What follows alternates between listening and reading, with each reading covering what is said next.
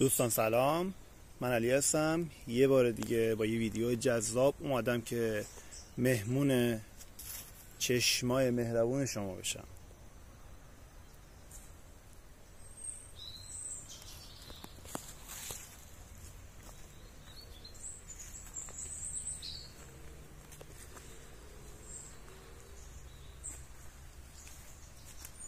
دقت کنید صدای پرنده ها رو.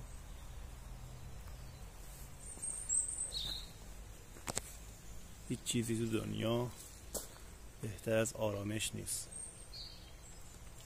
که صدای پرنده ها خودش منشأ همه آرامش هاست.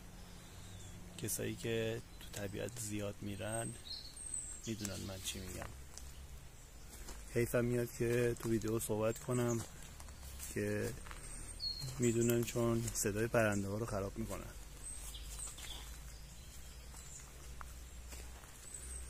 پس شما رو با صدای پرنده ها تنها میذارم.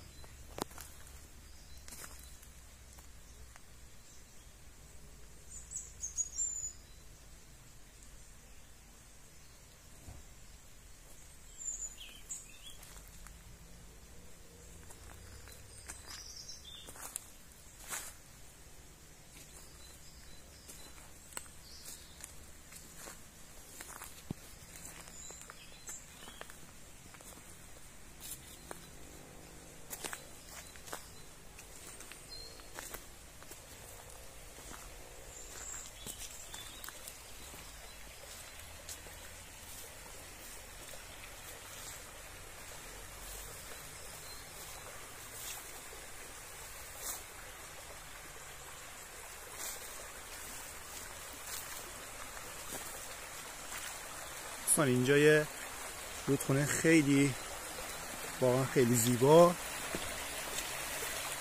که من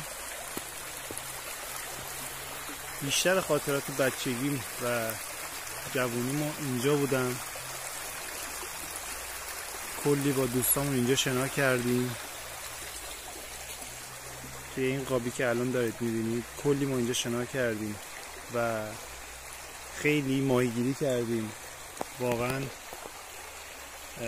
الان که دارم صحبت میکنم همه چیز داره تو ذهن من مرور میشه که چه خاطراتی ما اینجا داشتیم.